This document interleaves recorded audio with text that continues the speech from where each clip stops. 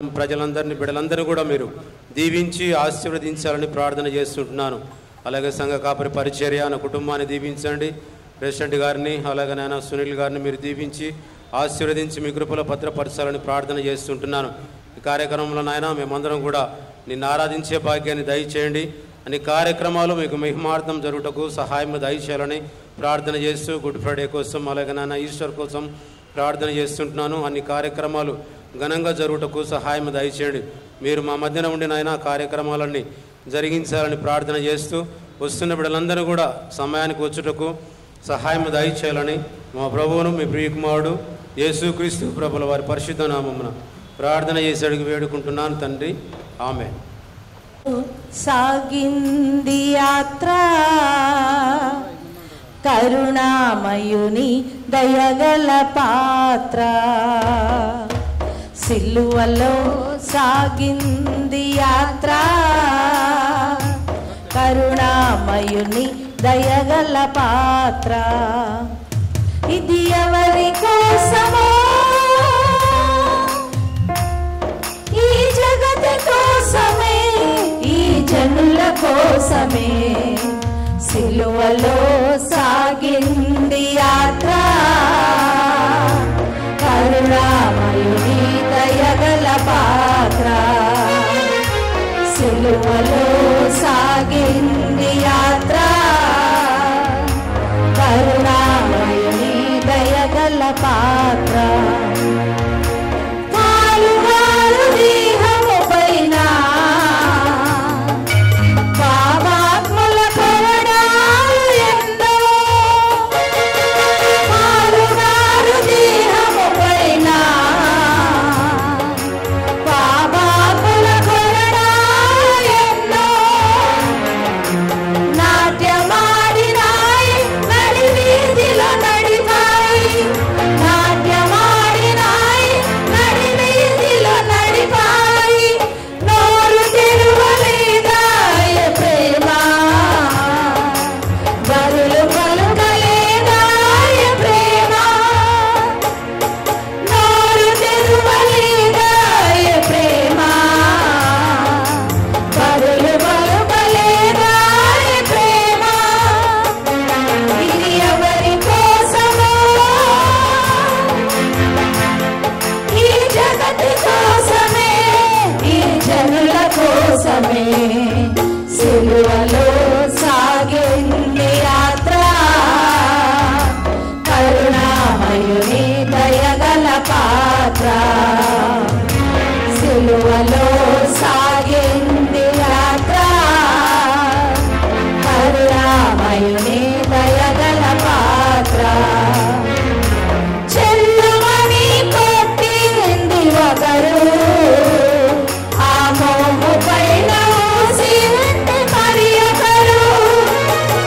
చెల్లుమని కొట్టింది ఒకరు, ఆ మోము పైన ఊసింది మరి ఒకరు.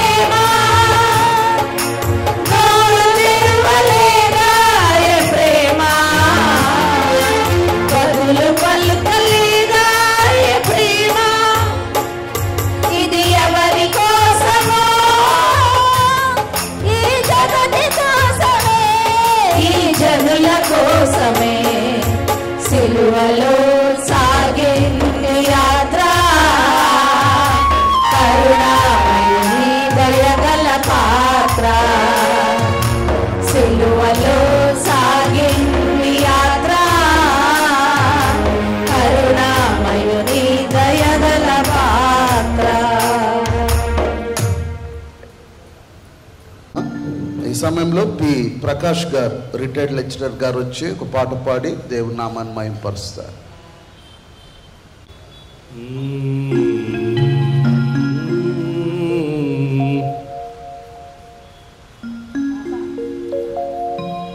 Praise the lord. ఇప్పుడు ఈ రోజుల్లో క్రైస్తవ సోదరులందరూ కూడా లెంటీ డేస్లో ఉన్నారు.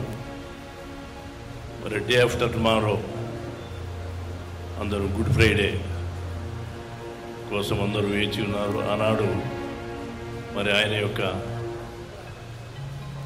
మరి శిలువ మీద ఆయనను వేసినటువంటి రోజు, ఆయనను కీర్తిస్తూ ఆయన మరణాన్ని మరి ప్రజల కోసం, పాపుల కోసం ఆయన శిలువ వేయబడ్డాడు కనుక ఆ నేపథ్యంలో ఒక పాటను నేను మీ ముందు పాడే ప్రయత్నం చేస్తున్నాను. Praise the lord.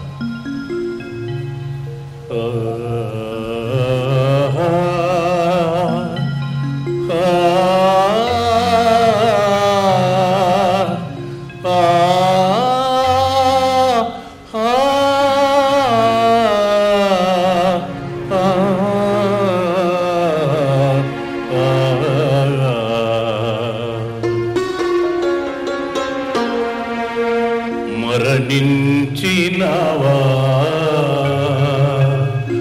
ఓ యేసుదేవా,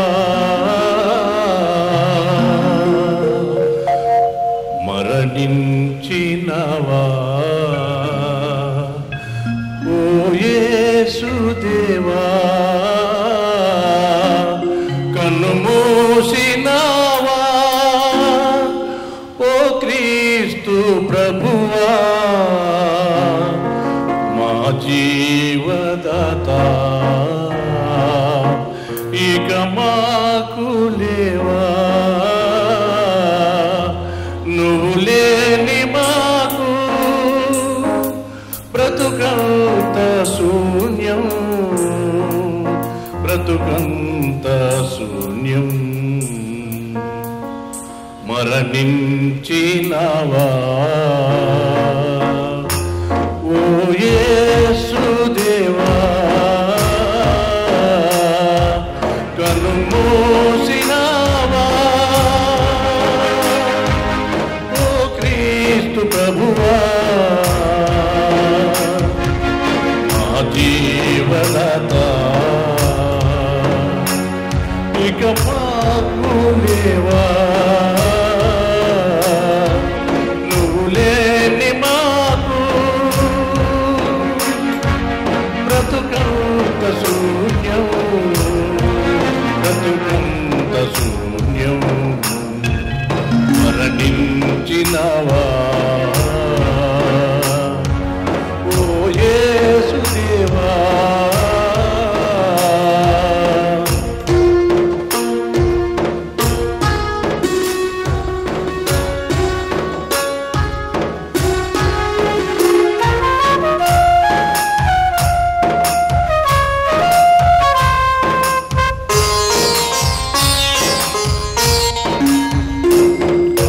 లోకానికి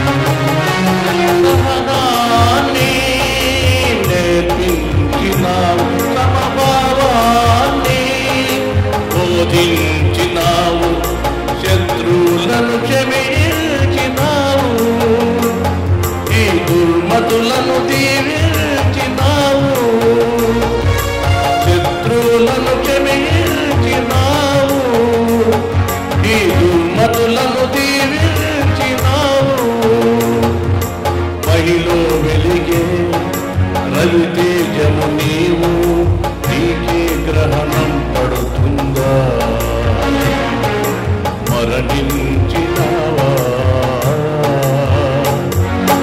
ఓ యేసుదేవా కనుమూసినావా ఓ క్రీస్తు ప్రభువా మా జీవదాతా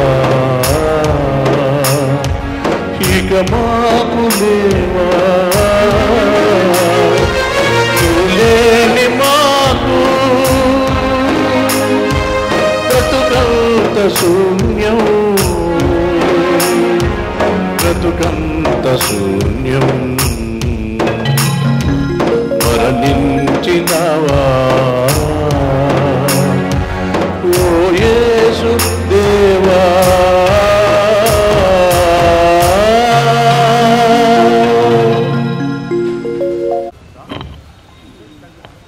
హెబ్రీయులకు రాసిన పత్రిక 4వ అధ్యాయము 14 నుండి 16 వచనాలు. ఆకాశ మండలము గుండా వెళ్ళిన దేవుని కుమారుడైన యేసు అను గొప్ప ప్రధాన యాజకుడు మనకున్నాడు గనుక మనము ఒప్పుకొనిన దానిని గట్టిగా చేపట్టుదాం. మన ప్రధాన యాజకుడు మన బలహీనతల యందు మనతో సహా అనుభవము లేనివాడు కాడు గాని సమస్త విషయములోనూ మన వలనే శోధింపబడినను ఆయన పాపము లేనివాడుగా ఉండెను గనుక మనము కనికరింపబడి సమయోచితమైన సహాయము కొరకు కృప పొందునట్లు ధైర్యముతో కృపాసనమునొద్దకు చేరుదము. ప్రియ దేవుని బిడ్డలారా, ప్రార్థనా మందిరం కర్నూలు సంఘపు యొక్క ఈ యొక్క లెండేస్ కార్యక్రమాల్లో మనము 37వ రోజు దేవుని సన్నిధిలో కూడుకొని ఉన్నాం. 40 దినాలను ప్రత్యేకపరుచుకొని దినం వెంబడి దినము ప్రార్థన సమయంలో మనల్ని మనము పునఃప్రతిష్ఠించుకొని ఆత్మీయంగా ఎదగడానికి మనము చేసే ప్రయత్నంలో దేవుడు మనకు తోడై నడిపిస్తున్న విధానాన్ని బట్టి నేను ప్రభువుకి ఎంతో వందనస్తున్నై ఉంటున్నాను. అలాగనే సంఘస్థులందరినీ కూడా నేను ఎంతగానో అభినందిస్తూ ఉన్నాను. రోజు వెంబడి రోజు మీరు ఆసక్తితో వేగరమే దేవుని సన్నిధికి చేరి మీ హృదయాంతరంగంలో ఉన్న బాధలను, వేదన, కష్టమును ప్రభు సన్నిధిలో ప్రార్థన పూర్వకముగా మీరు కూడి వచ్చుట విధానాన్ని బట్టి నేను ఎంతగానో సంతోషిస్తూ ఉన్నాను. ఈ యొక్క ప్రార్థన సమయంలో ప్రార్థనకున్న అడ్డంకులేంటో, ఎలాంటి ప్రార్థనలు మనం చేయాలో, మనకున్న ధైర్యం ఏంటో మనం నేర్చుకుంటూ వస్తూ ఉన్నాం. ఈరోజు చదువుకున్న వాక్య భాగములో దేవుని బిడ్డలారా, ఏదో మన కొరకు శ్రేష్టమైన యేసు ప్రభువారు మన కొరకు ప్రధాన యాజకుడా పరలోకమందు ఆయన ఆసీనుడై ఉండి నిన్నటి దినం ఆయన మన కొరకు విజ్ఞాపన చేస్తున్నవాడుగా, ఉత్తరవాదిగా, మన పక్షాన వ్యాజ్యమాడువాడుగా మనం ఆయన్ని చూస్తూ ఉండగా ఈరోజు పరిశుద్ధాత్మ దేవుడు హెబ్రీయులకు రాసిన పత్రిక రచయిత ద్వారా 4వ అధ్యాయం 14 నుండి 16 వరకు మనం చూచినట్లయితే నాకున్న ఆ విశ్వాసాన్ని అంతమ్మటి గట్టిగా పట్టుకొని నేను ఈ యొక్క ప్రార్థనలో ధైర్యంగా దేవుని సన్నిధికి ఆయన ఆ యొక్క కృపా సింహాసనం ఎద్దుకు రావడానికి నాకున్న ధైర్యం ఏంటి అంటే, అక్కడ ఆ సింహాసనం మీద ఉన్న రాజు ఎవరు అంటే ఆయన నా సమస్యలన్నిటినీ ఎరిగినవాడు, మన బలహీనతలన్నిటినీ తెలుసుకున్నవాడు. మన బలహీనతలు తెలుసుకునేది గొప్ప విషయం కాదు, కానీ మన బలహీనతలు ఏమై ఉన్నాయో వాటన్నిటినీ కూడా ఆయన కూడా సమ అనుభవము కలిగినవాడు. మనం ఇక్కడున్న వాళ్ళం అనేక మంది అంటాం, సార్ మాకున్న సమస్యల మధ్య మాకున్న ఒత్తిడి ఈ లోకంలో ఎవ్వరు భరించలేరు సార్, తల పగిలిపోయేంత బాధలు ఉన్నాయి మాకు, ఎంతో ఒత్తిడికి కుటుంబ విషయాలు ఎన్నో విషయాలు మమ్మల్ని ఒత్తిడికి లోన్ చేస్తున్నాయంటే దేవుని బిడ్డలారా ఒక్కసారి ఆలోచించుకోండి. యేసు ప్రభు వారట ఆ గెత్సెమనే తోటలో ఆయన పడ్డ ఆ యొక్క నువ్వంటావు కదా నాకు బీపీ పెరిగిపోతుందని, ఆయనకి ఎంత బీపీ పెరిగిందో తెలుసా? ఆయన ఎంత ప్రెజర్కు లోనయ్యాడు అంటే ఆయన చెమట గ్రంథుల్లో నుండి రక్తము పగిలిపోయేంతగా, రక్త బిందువులు పగిలి చెమట గ్రంథుల్లో నుండి ఆ చెమట రక్త బిందువులాగా కారేంత హైపర్ టెన్షను ఆయన భరించాడట. ఇంకా శోధనలు అంటావా, శరీరాశ, నేత్రాశ, జీవపు డంబము, వాటన్నిటి గుండా ఆయన వెళ్ళిన వాడే. ఈ యొక్క మట్టి శరీరాన్ని నీవు నేను ఏ శ్రమలైతే పొందగలుగుతామో వాటన్నిటి గుండా ఆయన వెళ్ళాడు. ఆయన దగ్గరికి రావడానికి ధైర్యం ఏంటంటే వాటన్నిటి గుండా వెళ్ళినా ఆయన పాపం లేనివాడుగా ఉన్నాడు. కాబట్టి పాపమైన మన విషయంలో, బలహీనమైన మన విషయంలో మన అన్ని అనుభవాలు అనుభవించిన వాడై ఈరోజు నీవు నేను ఆయన సన్నిధికి వస్తే అట ఆయన తన 2 చేతులు చాచి నిన్ను నన్ను ఆహ్వానించి నీకు సహాయం చేయడానికి ఆయన సిద్ధంగా ఉన్నాడట. ఆయన నువ్వు నేను చేయాల్సిందల్లా ఆ తప్పిపోయిన కుమారుడు వలె ఆయనే దిక్కని, ఆ తండ్రి దగ్గరికి వెళ్తే నాకు సమస్తము జరుగుతుందని నీవు నేను భావించి రావడం వరకే. ఆయన దగ్గరకు నువ్వు వస్తే ఆయన హక్కును చేర్చుకొని మనం పోగొట్టుకున్న దానికంటే ఎక్కువగా ఇచ్చే దేవుడు అంటున్నాడు. రండి అందరం కూడా ప్రార్థనలకు వెళ్దాం. ఇంత గొప్ప సహాయం చేసే కృప కలిగిన దేవుడు మనకుంటుండగా మనమందరం కూడా లేచి నిలబడగలిగిన వారు నిలబడదాం, ముందుకొచ్చి మోకరించగలిగిన వారు మోకరిద్దాం, కూర్చొని ప్రార్థించగలిగిన వారు ప్రార్థిద్దాం. ఎవరము అందరము ఏక మనసుతో ఏక దేవుని వైపు మనం దృష్టి ఉంచుదాం. దేవుని బిడ్డలారా, శ్రేష్టమైన సమయంలోనికి మనం వెళ్తూ ఉన్నాం. మన దేవుడు శ్రేష్టమైన ఆకాశమందు తండ్రి కుడిపార్శ్వమున కూర్చొని ఆయన సన్నిధిలో విశ్వాసముతో సహాయం కోసం వచ్చిన ప్రతి ఒక్కరిని త్రోసివేసే దేవుడు కాడు. నిన్ను నన్ను మనందరి ఎడల మన సమస్యలు, మన శోధనలు, మన బలహీనత అన్నిటి యందు సమ అనుభవం కలిగిన వాడు. ఈ లోకంలో ఈ శరీరాన్ని జయించిన వాడు ఆయన. ఈ లోకంలో సొంత వారి చేత ద్వేషింపబడ్డాడు, తృణీకరించబడ్డాడు. నీవు నేను పొందుకుంటున్న ప్రతి వేదన, బాధ, సొంత వారే వెన్నుపోటు పడిచిన అనుభవం అన్నిటిని అనుభవించాడు. ఆయన అనుభవించింది అంటూ ఏదీ లేదు. నువ్వు ఈరోజు ధైర్యంగా ఆయన దగ్గరికి రావచ్చు. ఆయనకు నీ కష్టం తెలుసు. ప్రార్థించుకుందాం. కృపా సత్య సంపూర్ణుడా, పరలోకపు తండ్రి, నీ నామాన్ని బట్టి నాయనానికి వందనాలు, స్తుతులు, స్తోత్రాలు తండ్రి. అయ్యా అనుదినము మీ పాద సన్నిధిలో సంఘముగా కూడుకొని అయ్యా మేము నాయన ప్రార్థించుటకు మాకు ఇస్తున్న ఈ శ్రేష్టమైన సమయాన్ని బట్టి తండ్రి నీకు వందనాలు. అయ్యా తండ్రి, ఎన్నో కష్టాలు, ఇబ్బందులు, ఇరుకులు నాయన అయ్యా సహాయం కొరకు నా తండ్రి 37 రోజులుగా నీ వైపు నాయన ఆశగా కనిపెట్టుకుంటున్న బిడ్డల్ని నాయన నీ పాసని తీసుకొస్తున్నాను. ఏ కష్టమో అయ్యా వారు వెళ్తున్న సమస్య ఏంటో, వారు ఎదుర్కొంటున్న నాయన అవసరం ఏంటో బహుగా తెలిసిన దేవుడు నాయన అయ్యా సహాయం చేయండి, నీ కృపలో భద్రపరచండి, కావలసిన చక్కని నడిపింపు బిడ్డలకు దయచేయండి తండ్రి. అయా నీ చిత్తంలో అయా శ్రేష్టమైన జవాబును వారికి ఇచ్చినప్పుడు సంఘంలోను, కుటుంబంలోను, సమాజంలోను నాయన అయా వారందరినీ నాయన సాక్షిగా నిలబెడతామని నమ్ముతూ ఉన్నాం. అయా సంఘంలో బలహీనలుగా ఉన్న వారిని స్వస్థపరచండి. అయా జోషిరాజు గారికి నాయన సంపూర్ణమైన ఆరోగ్యం దయచేయండి. తండ్రి మరలా మేము ముందుకు వెళ్తుండగా మీరే అధ్యక్షత ఉండి సమస్తము నాయన ముందుండి నడిపించమని ఈ కొద్ది విన్నపం యేసుక్రీస్తు పేరిట వేడుకుంటున్నాం తండ్రి, ఆమేన్. దయచేసి అందరం కూర్చుందాం. ఈ సమయంలో మా మధ్య కే రాజు ఉన్నారు. వారు వచ్చి ఒకవేళ 3 చరణాలు ఉంటే 2 చరణాల పాట పాడి దేవుని నామాన్ని స్తుతించాల్సింది కోరుచున్నాం. దైవజను గంటా కరుణాసాగర్ గారికి, స్థానిక సంఘ పెద్దలకు, అలాగే ఈనాటి ముఖ్య వాక్యోపదేశకులుగా విచ్చేసినటువంటి ఆత్మీయ దైవజనులు రెవరెండ్ విక్టర్ ఇమ్మానుయేల్ సార్ గారికి, చేరి వచ్చిన దేవుని బిడ్డలు, విశ్వాసులైన మీ అందరికీ మన ప్రభువును రక్షకుడైన యేసుక్రీస్తు వారి శ్రేష్టమైన ఘనమైన నామున ప్రేమపూర్వక వందనాలు తెలియజేస్తున్నాను. ఇంత మంచి తరుణాన్ని, భాగ్యాన్ని మనందరికీ అనుగ్రహించిన తండ్రి అయిన దేవునికి కృతజ్ఞతాస్తులు చెల్లిస్తూ ఒక పాట పాడి దేవుని మహిమపరుచుకుందామండి.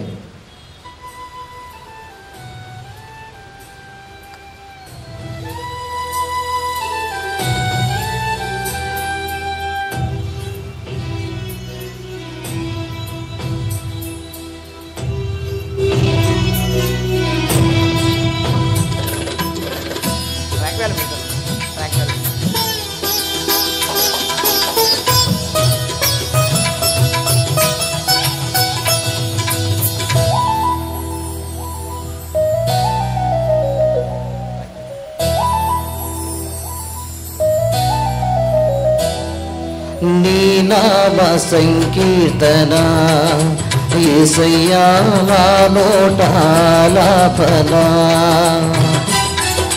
నీ నామ సంకీర్తన యేసయ్యా నా నోట ఆలాపన నా గొంతులయలు ప్రవహించిన నా గొంతు నుండి ప్రవహించిన పాటినాలంబన నా బ్రతుకులో సాంత్వన నీ నామ సంకీర్తన యేసయ్యా నాలో ఆలాపన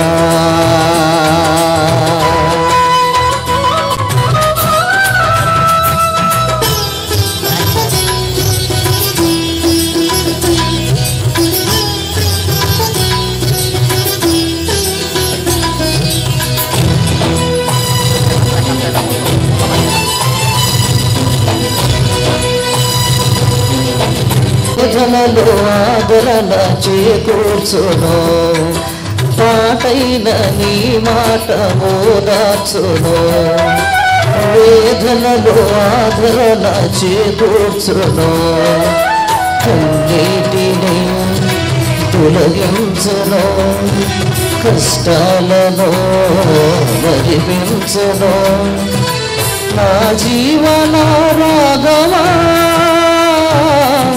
నా జీవన రాగమా నా గాన మాధుర్యమా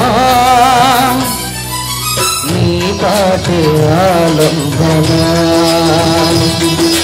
నా బ్రతుకులో సాంత్వన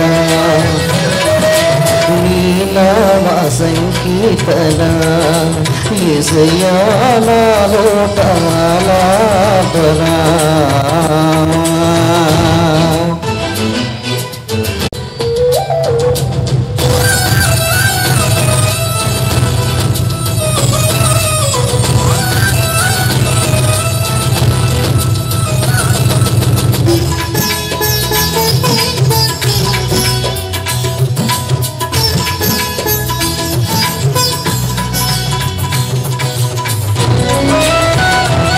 ఆరాధనా స్తోత్ర సంగీతమో ఆర్భాటముతో గురువానిత్యమో ఆరాధనా స్తోత్ర సంగీతమో ఆర్భాటముతో గురువానిత్యమో నీ కొట్లలో తెరిపించను దీవెనలలో కురిపించను నా జీవన రాగమా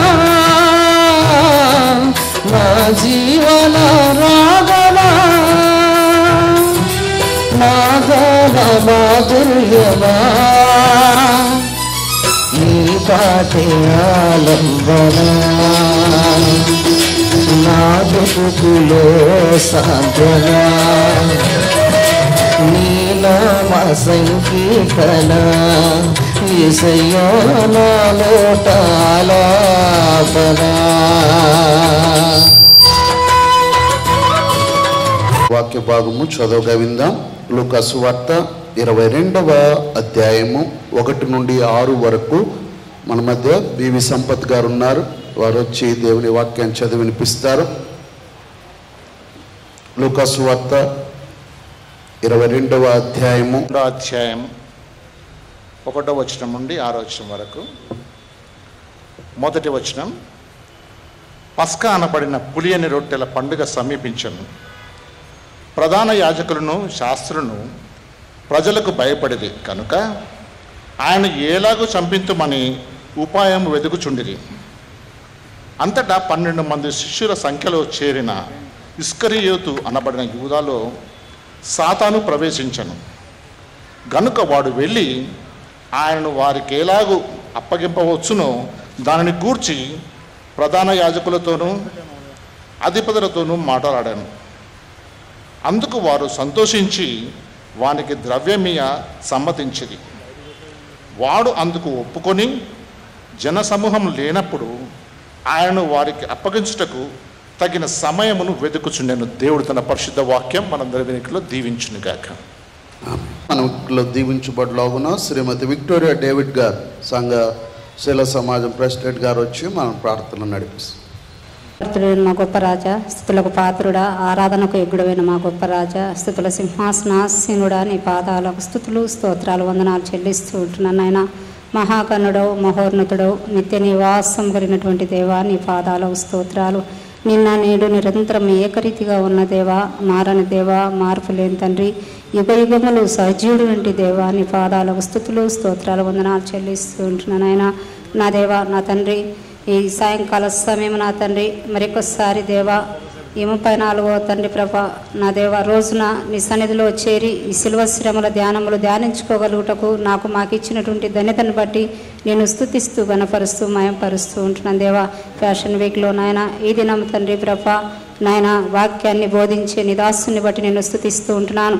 చదవబడినటువంటి లేఖనుల ద్వారా తండ్రి ప్రభ నాయన నిదాసుని నోటి బోరుగా ఉండి నాతో మాతో నాయన శ్రేష్టమైనటువంటి నాయన వాక్కులను తండ్రి ప్రభ మేము వినగలుగుటకు నీ సన్నిధిని అవిడితో కూడా ఉంచి నడిపించమని ప్రార్థిస్తూ ఉంటున్నాను. నాయన వాక్యమును తండ్రి ప్రభ మేము వినువారమై ఉండి నాయన విడిచిపెట్టకుండా తండ్రి ప్రభ నాయన వాక్యమును తండ్రి మా హృదయములలో గ్రహించుకొని తండ్రి ప్రభ నాయన నీ సన్నిధిలో తండ్రి ప్రభ నేను కలిగిన జీవితము మేము జీవించుటకు కృప దయచేయమని ప్రార్థిస్తూ ఉంటున్నాను. నాయన గొప్ప దేవుడు, పరిశుద్ధుడు, నీతిమంతుడు, నాయన రోషము కలిగినటువంటి దేవుడు, పరక్రమశాలి అనేటి దేవుడవు నాయన, భూపతులకు అధిపతి వంటి దేవుడవు నాయన, మా కొరకు ఈ లోకానికి వచ్చినటువంటి గొప్ప దేవాన్ని పాదాలకు స్తుతులు స్తోత్రాలు వందనాలు చెల్లిస్తూ ఉంటున్నాను. ప్రత్యేకించి నాయన వచ్చిన ప్రతి బిడ్డను బట్టి నేను స్తుతిస్తూ ఉంటున్నాను. పాటలతోను తండ్రి ఇంతవరకు తండ్రి ప్రభా నిన్ను ఆరాధించినాం. నీ వాక్యంలోనికి వెళ్ళనంటుండగా దేవా మమ్మలను తండ్రి నాయన మా యొక్క హృదయాలను తండ్రి ప్రభ నీ సన్నిధిలో కేంద్రీకరించుకొని వాక్యం వైపు తండ్రి ప్రభ మా హృదయములను మళ్లించుకొని నాయన వాక్యమును తండ్రి వినగలుగుటకు వినగలిగిన చెవులను గ్రహించే మనసును మాకు దయచేయమని ప్రార్థిస్తూ ఉంటున్నాను. మరొకసారి తండ్రి నీ దాసుని నీ చేతులకు అప్పగిస్తూ ఉంటున్నాం. నీ సిలువ చాటున మరుగుపరచండి, అవిడతో మీరు మాట్లాడండి నాయన. నీ పాదాలకు స్తోత్రాలు. నీ వాక్యమును తండ్రి ప్రభ నీ వాక్యము మా యొక్క జీవితాల్లో తండ్రి ఎంతో తండ్రి ప్రభ విలువైనది నాయన. నీవు మాట్లాడితే మేము బ్రతుకుతాం నాయన.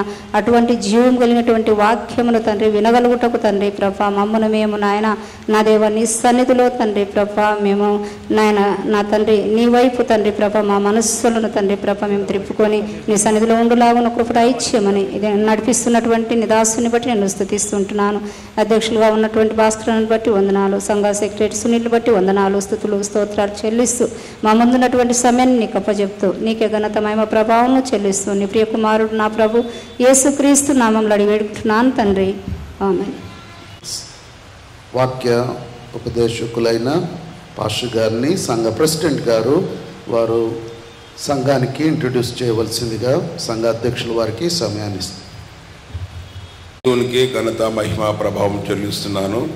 క్రీస్తునందు ప్రేమైనటువంటి ప్రార్థనా మందిరం సీకాం సంఘ కాపరి సంఘ నాయకులు సంఘ నేటి దినము వాక్యోపదేశం చేయడానికి వచ్చినటువంటి మన ఆహ్వానాన్ని మన్నించి మరి ఇక్కడికి వచ్చినటువంటి రెవరెండ్ కే విక్టర్ ఇమ్మాన్యుల్ అయ్య గారు సీనియర్ సంఘ కాపరి Staunton memorial Telugu Baptist church, మరి సంఘ విశ్వాసులందరికీ ప్రభు రక్షకుడైన క్రీస్తు నామమున వందనాలు చెల్లిస్తున్నాను. మరి ఈరోజు 37వ రోజు మరి క్రీస్తు శ్రమల ధ్యాన కూడికలో భాగంగా ఫ్యాషన్ వీక్లో మనము ఆహ్వానించిన వెంటనే మన ఆహ్వానాన్ని అందుకొని ఇక్కడికి విచ్చేసినటువంటి సీనియర్ సంఘ కాపరి రెవరెండ్ కే విక్టర్ ఇమ్మాన్యుల్ గారికి సంఘపక్షంగా వందనాలు చెల్లిస్తున్నాను. ఆయన గురించి పరిచయం చేయాలంటే మన సంఘస్థులందరికీ కూడా ఆయన సుపరిచితులే. ఎందుకంటే మనం కూడా అయ్యగారిని అనేక పర్యాయములు మనం ఇక్కడికి ఆహ్వానించుకొని మరి ఆయన బోధనలు విన్నాం. ఆయనకు మరి అమ్మగారు పాస్టమ్మ గారు టీచర్గా పనిచేస్తున్నారు. మరి అన్నకు 2 కుమార్తెలు ఉన్నారు. 2 కుమార్తెలు కూడా వివాహాలు చేయబడి సెటిల్ అయిపోయినారు. అంతేకాకుండా ఇమ్మాన్యుల్ సార్ గారు అనేక ప్రాంతాలలో అనేక గ్రామాలలో విరివిరిగా సువార్త పరిచర్య చేసినటువంటి గొప్ప దైవజనులు. Philosopher, is a great philosopher.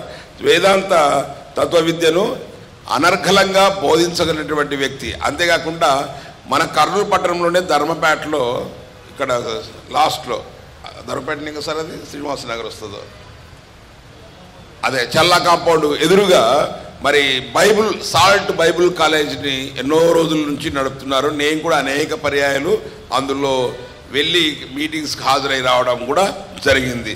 నిజంగా ఆ బైబిల్ కాలేజీలో మరి ఫౌండర్, డైరెక్టర్గా, ప్రిన్సిపల్గా ఉంటూ మరి వేదాంత విద్యను అక్కడ అనేకులకు ఆయన బోధిస్తున్నాడు. అంతేకాకుండా తను కూడా చక్కగా అనర్గళంగా దేవుని యొక్క సత్య సువార్తను వివిధ ప్రాంతాలలో మరి దేశ విదేశాల్లో కూడా ఇంతకుముందు పోయి వాక్యోపదేశం ఆయన చేయడం జరిగింది. ఆయన గురించి ఎంత చెప్పినా కూడా తక్కువే. కనుక నేటి దినము మనం ప్రార్థనా మందిరానికి మనం ఆహ్వానించిన వెంటనే ఆయన వచ్చిన విధానాన్ని బట్టి అయ్యగారికి సంఘపక్షంగా వందనాలు చెల్లిస్తూ మరి ఎన్సైక్లోపీడియా ఆయన చెప్పాలంటే నిజంగా వేదాంత విద్యను అంత చక్కగా ఆయన బోధించగలుగుతాడు. మనము ఆయన మెసేజ్లు అనేక పర్యాయం కూడా విన్నాం.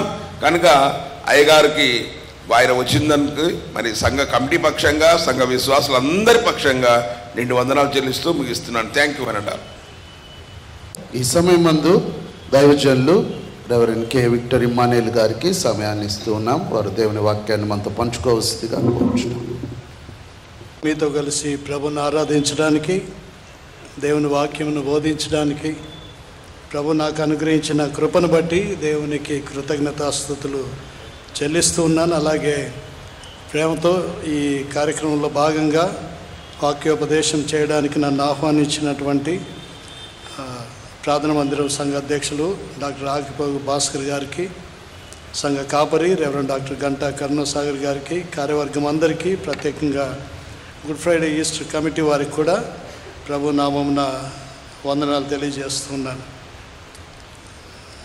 సమయం విస్తరించి అంటే సద్వినియోగం చేసుకోవడానికి డైరెక్ట్గా మన వాక్య సందేశంలోకి వెళ్దాం. అన్న పరిచయ మాటలు చెప్తున్నప్పుడు ఓ మాట అన్నాడు, గొప్ప దైవజనులని. నాకు అది ఇష్టం లేని పదం. ఎందుకంటే భూమి మీద ఎవరు గొప్ప దైవజనులు ఉండరు. దైవజనులు ఉంటారు, వారిని గొప్పగా వాడుకునే దేవుడు ఉంటాడు. గొప్పతనం దేవునిది. దేవుడు మాత్రమే గొప్పవాడు. మిగతా వారందరూ ఆయన చేతిలో వాడబడే దైవజనులు మాత్రమే అని నా వ్యక్తిగత అభిప్రాయం. అందువల్ల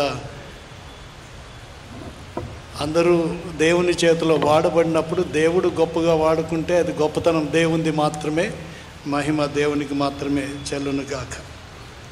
ఈరోజు సందేశంలో ఏర్పాటు చేయబడినటువంటి అంశము యేసును చంపుటకు కుట్ర అన్నది ఏర్పాటు చేశారు. దీని గురించి మనం ఈ రోజున ధ్యానించుకోబోతున్నాం. ఈ ప్యాషన్ వీక్లో బుధవారం దీన్ని ప్రపంచవ్యాప్తంగా ఉన్నటువంటి సంఘాలు స్పై సండేగా పలుకుతూ ఉంటారు. స్పై అంటే గుడాచారి, వేగు. స్పై సండే అంటే 12 మందిలో ఒకడు గుడాచారి ఉన్నాడు. ఆ గుడాచారిని గురించి అన్నమాట సంగతి. సో యూదా ఇస్కరియోతును ఒక గుడాచారిలాగా, వేగులాగా చూస్తూ స్పై సండే అని ఈ దినాన్ని పలుకుతూ ఉంటారు. అలాగే వెస్ట్రన్ క్రిస్టియానిటీలో ఈ బుధవారాన్ని గుడ్ వెన్స్డే అని పిలుస్తారు. ఈస్టర్న్ క్రిస్టియానిటీలో ఈ దినాన్ని హోలీ వెన్స్డే అని పిలుస్తారు. కొంత ప్రత్యేకమైన దినంగా దీన్ని ఆచరిస్తారు. కారణం ఏమిటంటే ఆదివారం నుంచి ప్యాషన్ వీక్లో యేసుక్రీస్తు జయప్రవేశము, ఆ తర్వాత దేవాలయం శుద్ధి చేయుట, తర్వాత అంజూరపు చెట్టును శపించుట, వరుసగా సంఘటనలు జరుగుతూ చూస్తాం. కాస్త రోబస్ట్ యాక్టివిటీ ఉన్నటువంటి సందర్భాల్లో నుంచి ఇక్కడికి రాగానే ఒకలాంటి నెమ్మదికరమైన వాతావరణంలోకి వస్తాం. అలాంటి సైలెంట్ వాతావరణంలోకి వస్తాము. ఈ వాతావరణంలోనే కుట్ర అన్నది ప్రారంభమైంది. మనకు ఈ సబ్జెక్ట్ అర్థం కావాలంటే లేఖన భాగాలన్నీ సువార్తల్లో ఎక్కడెక్కడ ఇది ఏ విధంగా ప్రస్తావించబడిందో వాటిని చూసుకుంటూ వెళ్తే మనకు కొంత వివరణ చక్కగా దొరుకుతుంది. యూదా ఎందుకు ఆ విధంగా ప్రవర్తించాడు? లూకాసు వార్త 22వ అధ్యాయం. దీని గురించి మనం ఆలోచన చేస్తున్నప్పుడు యేసు ప్రభును చంపడానికి యూదా మాత్రమే కుట్ర పన్నాడా, లేకపోతే చంపడంలో పాత్ర వహించిన వారు ఎవరెవరు అన్నది కూడా కొంత చూడాలి. అలాగే చంపడానికి ప్రధానమైన కారణాలు ఏమై ఉండొచ్చు అన్నది కూడా కొంత చూడాలి. ఈ కారణాలను మనకు యోహాను సువార్తలో చూడొచ్చు. యోహాను సువార్త 11వ అధ్యాయం. యోహాను సువార్త 11వ అధ్యాయం. లాజరు చనిపోయిన తర్వాత లాజరు తిరిగి బ్రతికించబడ్డం, ఆ తర్వాత ఆయన చేసిన కార్యములను చూసిన యూదులలో అనేకులు ఆయనందు విశ్వాసం ఉంచిరి. కానీ కొందరు పరిసయ్యుల యొద్దకు వెళ్ళి యేసు చేసిన కార్యములను గురించి వారితో చెప్పిరి. ఓకే, ఇక్కడ ఒక 4 సంగతులు గుర్తు చేస్తాను. మొదటిది, యేసు ప్రభు చేసిన అద్భుతములు సాటి లేనివి. సాటి లేని అద్భుతాలు కళ్ళ ముందు జరిగినా కూడా ఆయనను సంపూర్ణముగా అంగీకరించలేనటువంటి వారు దగ్గరగా ఉన్న గుంపులో ఉన్నారు. అది మొదటిది మనం గమనించాలి. రెండవదిగా, ఆయన చేసిన అద్భుతములు అనేకులను విశ్వాసంలోకి నడిపించలేకపోయాయి. కొందరు నమ్మారు, కానీ కళ్ళ ఎదుట ఈ అద్భుతము ఆవిష్కరించబడినా కూడా యేసును అంగీకరించలేకపోయారు. రెండవదిగా మనం చూస్తాం. మూడవది, ఈ సమాచారం తెలియగానే ప్రధాన యాజకులు పరిసయ్యులు, మనం ఏం చేయుచున్నాము? ఈ మనుషుడు అనేక సూచక్రియలు చేయుచున్నాడే, ఈయన సూచక్రియలు చేస్తున్నాడు, ఇది వాస్తవం, ఆయన కొందరు నమ్ముతున్నారు, ఇది వాస్తవం, ఇలాగే కంటిన్యూ అవుతే గనక మన పరిస్థితి ఏంటి?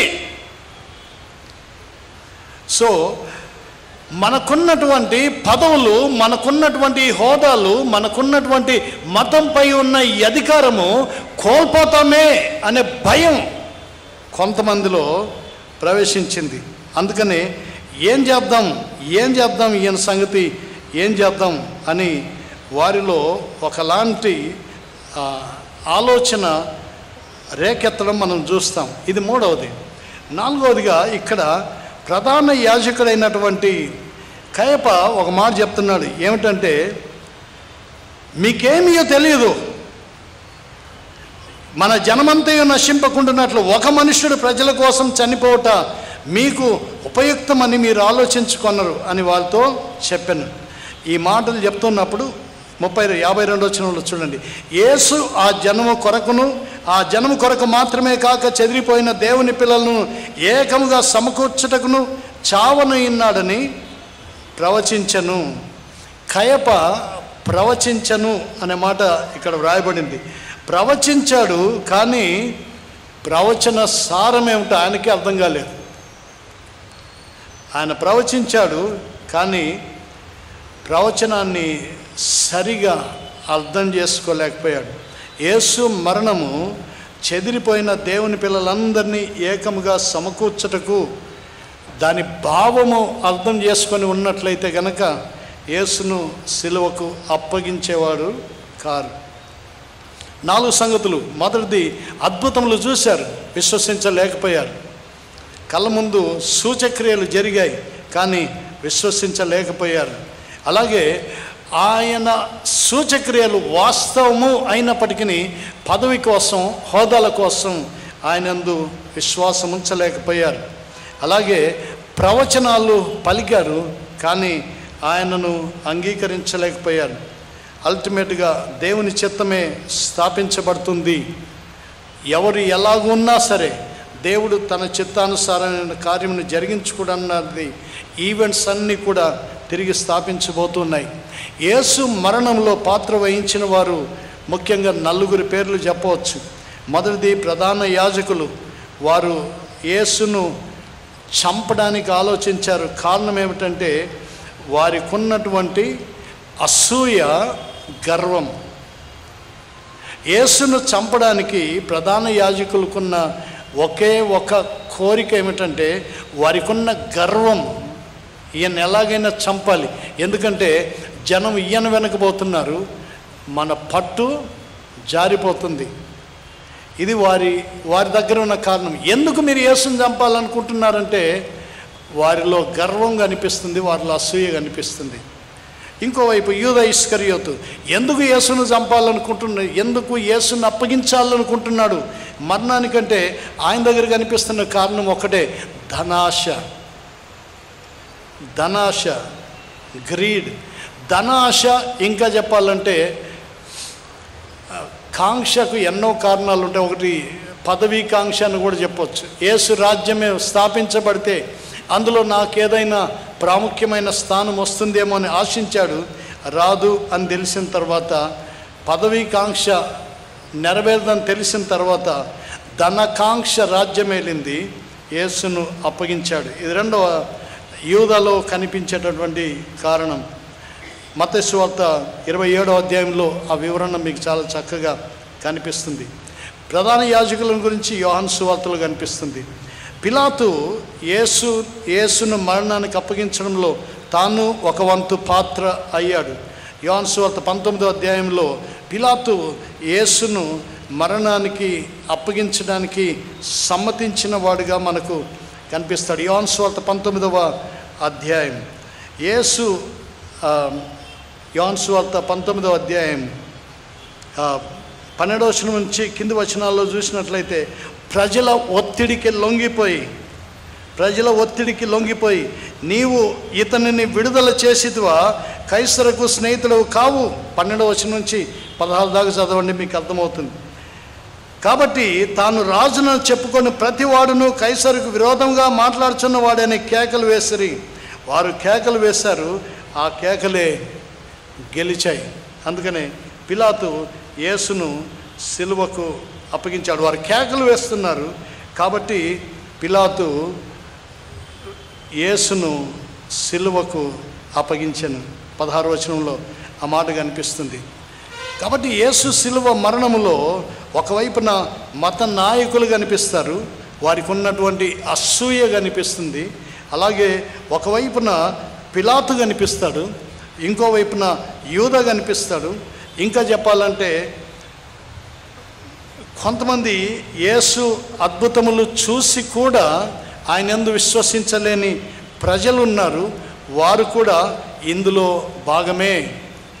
ఒక మాటలో చెప్పాలంటే ఇశ్రాయేలు ప్రజలు కూడా ఇందులో భాగస్వాములే అనే మాట అపోస్తలుడైన పేతురు చెప్తున్నాడు. అపోస్తలులకు రాసిన పత్రిక అపోస్తల కార్యములు 2వ అధ్యాయం. అపోస్తల కార్యములు 2వ అధ్యాయం 23వ వచనం. దేవుడు నిశ్చయించిన సంకల్పమును ఆయన భవిష్యత్ జ్ఞానమును అనుసరించి అప్పగింపబడిన ఈయనను మీరు దుష్టుల చేత సిలువ వేయించి చంపించితిరి. మీరు దుష్టుల చేత సిలువ వేయించి చంపితిరి. మీరు మీరు మీరు అని పిలుస్తున్నాడంటే ఎవరు వీరు అంటే ఇశ్రాయేలీయులారా ఈ మాటలు వినుడి. ఎవరు? ఇశ్రాయేలీయులు. యేసు సిలువ మరణములో పాత్ర వహించిన వారు ఇశ్రాయేలు ప్రజలు. వారు కూడా ఇందులో భాగస్వాములే అని అపోస్తలుడైన పేతురు మనకు ఇక్కడ తెలియజేస్తున్నాడు. అలాగే రోమా ప్రభుత్వం శిక్ష విధించింది. సన్హెద్రిన్ మహాసభ శిక్షను ఆమోదిస్తే ఎగ్జిక్యూట్ చేసిన వారు రోమా ప్రభుత్వం. సిలువ అన్నది రోమా ప్రభుత్వం విధించేటటువంటి అతి క్రూరమైన శిక్ష. కాబట్టి రోమా ప్రభుత్వము శిక్షను అమలుపరిచిన వారులుగా కనిపిస్తారు. అలాగే ఇందులో హేరోదు పాత్ర కూడా మనము కాదనలేని వాస్తవము. కాబట్టి ఒకవైపున మత అధికారులు ఉన్నారు, ఒకవైపు ప్రభుత్వ పరంగా హేరోదు కనిపిస్తాడు, ఇంకోవైపు పిలాతు కనిపిస్తాడు. అలాగే ఆయన అద్భుతములు చూసి కూడా ఆయనను సిలువకు అప్పగించినటువంటి ఇశ్రాయేలు ప్రజలు కనిపిస్తారు. ఒకవైపున మరి ముఖ్యంగా ఆయన శిష్యుల్లో ఒకడుగా ఉన్నటువంటి యూదా ఇస్కరియోతు కనిపిస్తాడు. ఇంతమంది పాత్రదారులు అయ్యారు యేసును సిలువకు అప్పగించడానికి. అయితే ప్రధానముగా యూదాను మనం దృష్టిలో పెట్టుకొని ఈ ధ్యానమును మనకున్న సమయంలో ఆలోచిద్దాం. యూదా నిజముగా యేసు ప్రభునందు విశ్వాసముంచి ఆయన వెంబడించిన వాడుగా ఉన్నాడా అని అంటే ఎంత మాత్రము కాదు అన్నది బైబిల్ గ్రంథం చాలా స్పష్టంగా మనకు రుజువు చేస్తూ ఉంది. ఏంటి ఆ రుజువులు అని అంటే, యూదా యేసు ప్రభును ఎన్నడూ దేవునిగా నమ్మలేదు. యూదా ఎన్నడూ యేసుక్రీస్తును దేవుడుగా అంగీకరించలేదు. యోహాను సువార్త 6వ అధ్యాయం 64వ వచనంలో ఆయన 12 మంది శిష్యుల్లో ఒకడుగా నియమించబడ్డప్పటికీ ఆయనను దేవుడుగా ప్రభువుగా అంగీకరించలేదు. ఎందుకు అంటే ఒక కారణం గుర్తు చేస్తాను. యేసు ప్రభు శిష్యులందరూ కూడా యేసు ప్రభుతో మాట్లాడేటప్పుడు వారు సంబోధిస్తే ఆయన ప్రభువా అని పిలుస్తారు.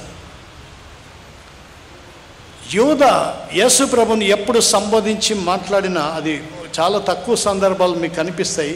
కానీ ఆయన పిలిచినప్పుడు బోధకుడా అని పిలుస్తాడు.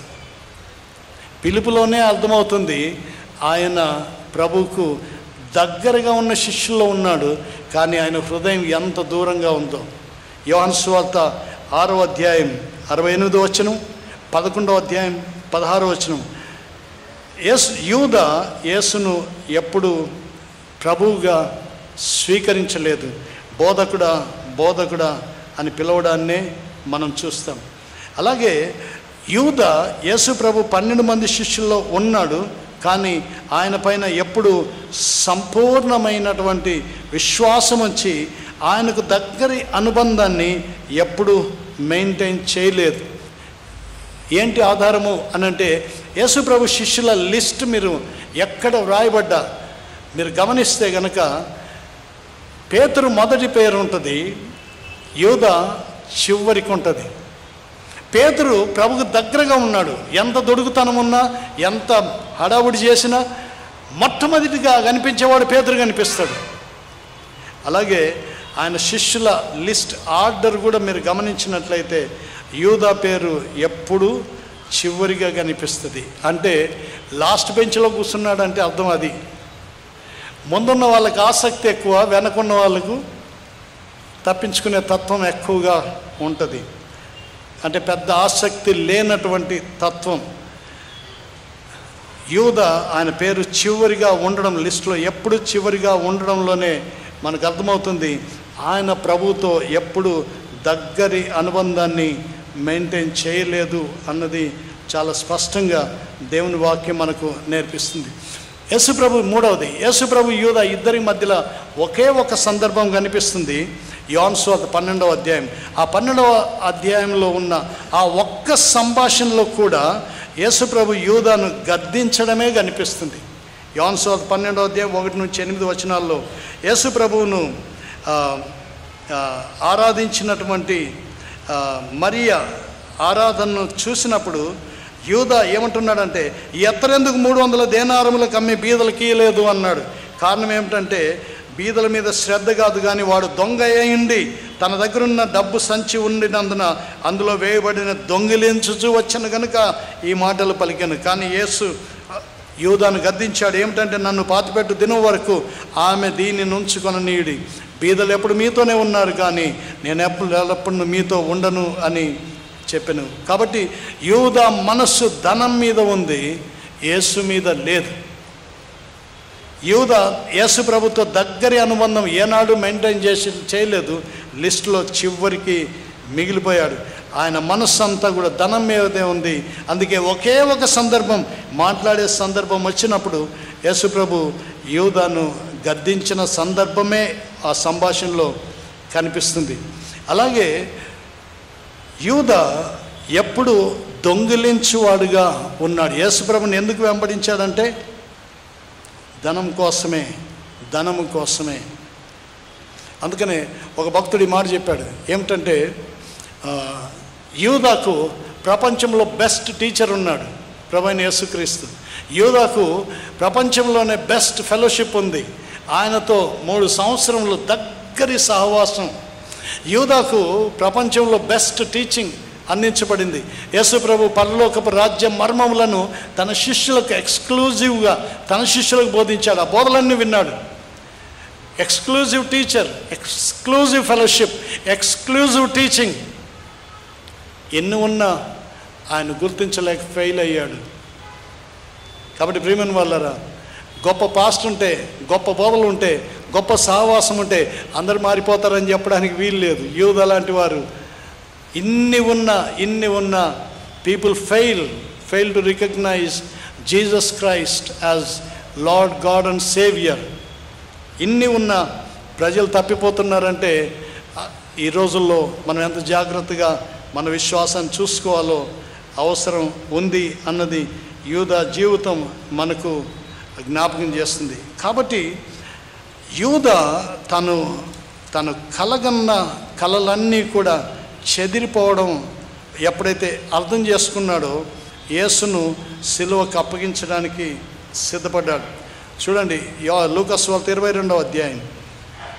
ఒకవైపున ప్రధాన యాజకులు శాస్త్రులు ప్రజలు ప్రధాన యాజకులు శాస్త్రులు ఈయన్ను ఎలాగూ చంపించమని ఉపాయం వెదుగుతూ ఉన్నారు. అలా వెదుగుతూ ఉండగా ఇస్కరియోతు అనే యూదా వాళ్ళ దగ్గరికి వెళ్ళాడు. వాళ్ళ దగ్గరికి వెళ్ళకముందు ఏం జరిగింది అంటే యూదాలో సాతాను ప్రవేశించాను.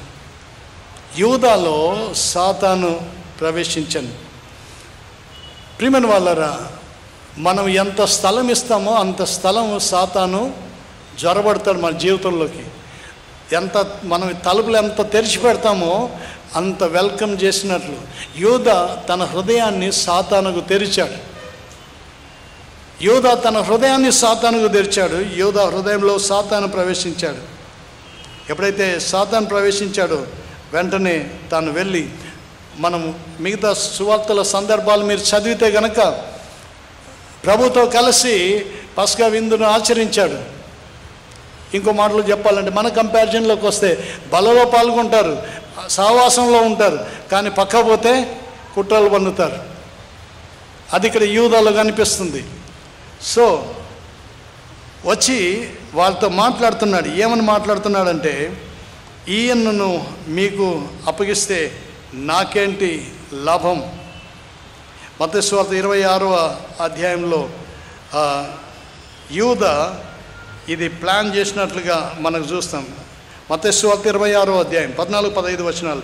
12 మందిలో ఒకడు ఇస్కరియోతు యూదా ప్రధాన యాజకుల వద్దకు వెళ్ళి, నేను ఆయనను మీకు అప్పగించిన యెడల నాకేమిత్తురు?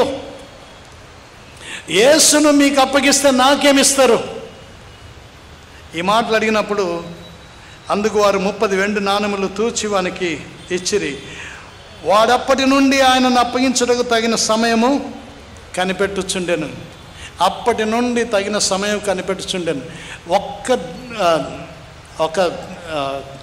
కొంచెం వెనకటి సంఘటనలు గుర్తు చేసుకుంటే యేసు ప్రభు తన శిష్యులతో చెప్పాడు. ఏమిటంటే, ప్రార్థనలో మెలకువగా ఉండి కనిపెట్టుకొని ఉండండి అని చెప్పాడు.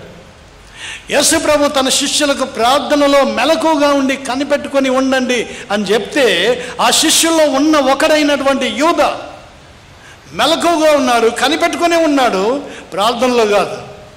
దేనికి?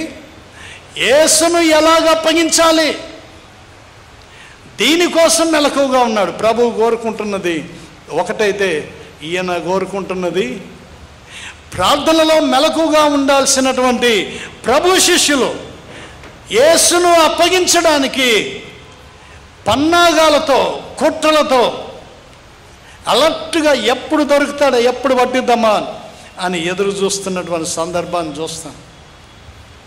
ఎంత కాంట్రాస్ట్ ఇది!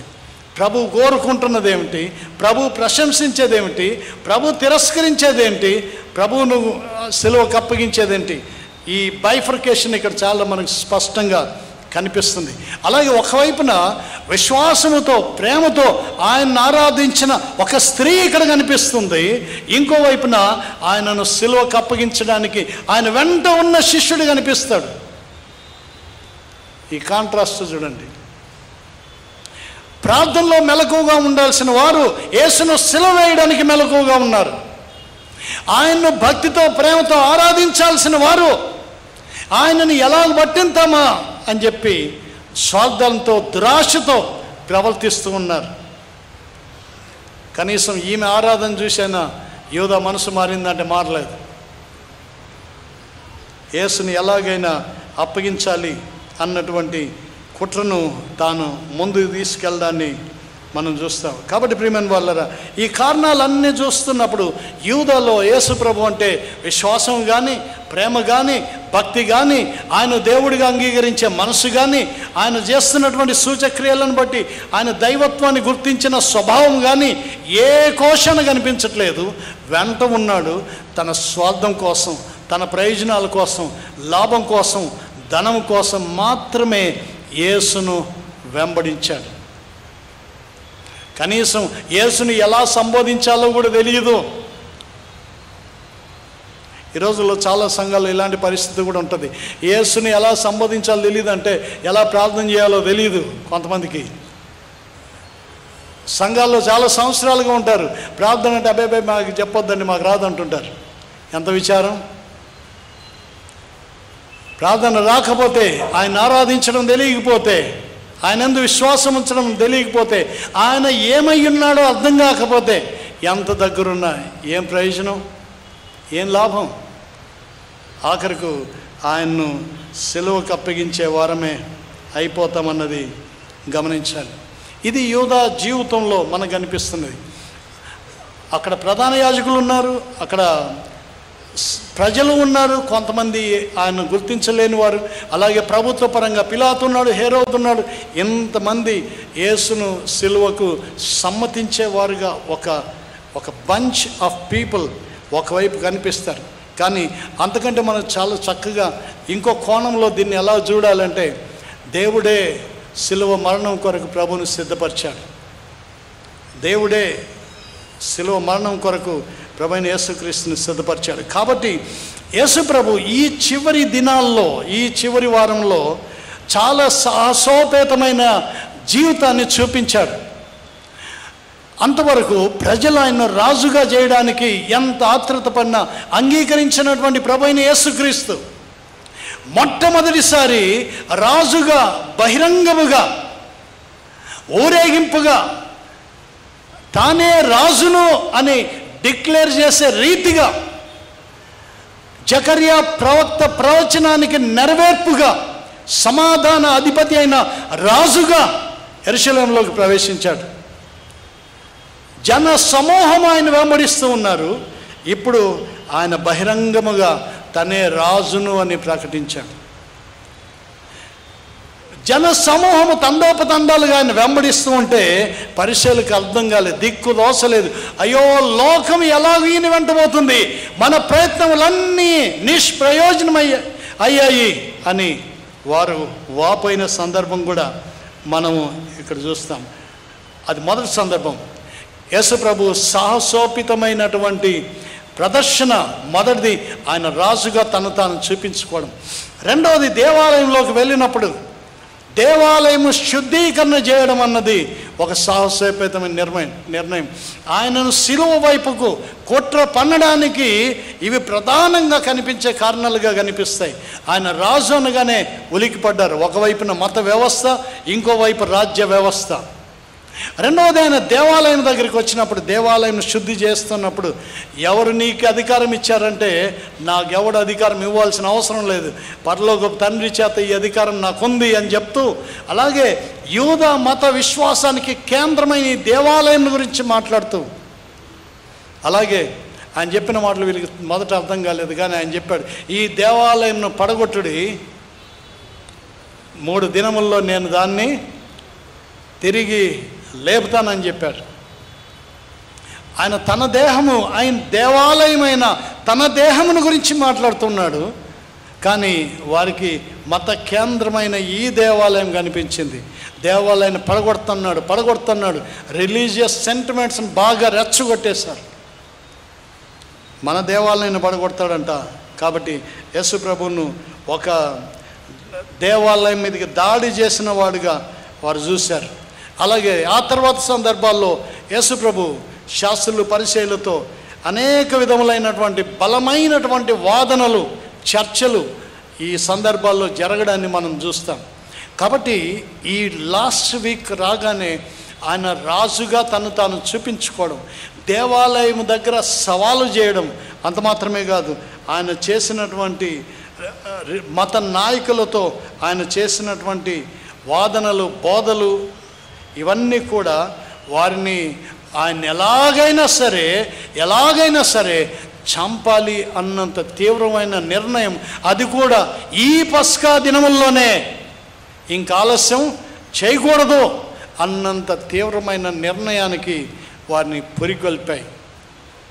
అందులో వారు అలాగూ ఆలోచిస్తూ ఉండగా వారి సంతోషాన్ని రెండంతలు చేయడానికి యూదా స్వయంగా వెళ్ళి నేనే మీకు ఆయన్ను అప్పగిస్తాను. సూచన ఏంటి? నేను ఎవరిని ముద్దు పెట్టుకుంటానో ఆయనే. ముద్దు పెట్టుకోవడం అంటే గౌరవానికి, ప్రేమకు సూచన.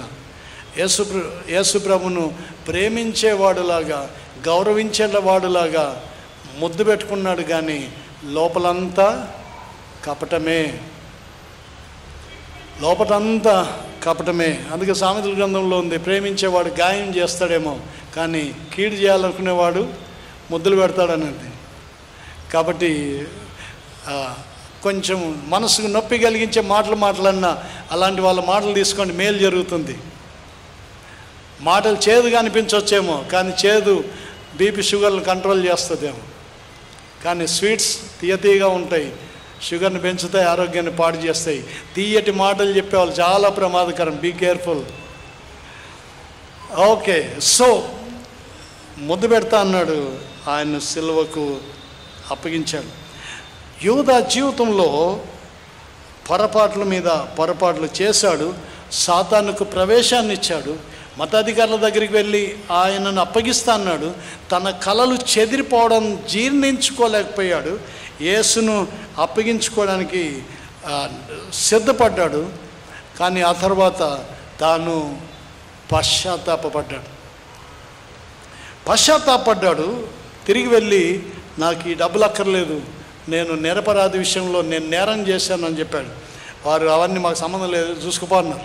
అవసరానికి వాడుకున్నారు, అవసరం తీరాక విసిరేశారు. ఇది మనుషుల తత్వం, మత తత్వం, మనుషుల తత్వం ఇదే. కాబట్టి యూదా విషయంలో ఇది మనం చూస్తాం. అయితే ఇక్కడ గమనించాల్సింది, యూదా ఎక్కడ ఫెయిల్ అయ్యాడు అని అంటే, పేతురు కూడా ప్రభువైన యేసు విషయంలో ఫెయిల్ అయ్యాడు. నేను నీకోసం ప్రాణం పెడతా అన్నాడు. కానీ ప్రభువు చెప్పాడు, నువ్వు ముమ్మార్లు నేను ఎరగనని బొంకనని చెప్తావంటే అలాగే జరిగింది. పేతురు పశ్చాత్తాపడ్డాడు, యూదా పశ్చాత్తాపడ్డాడు.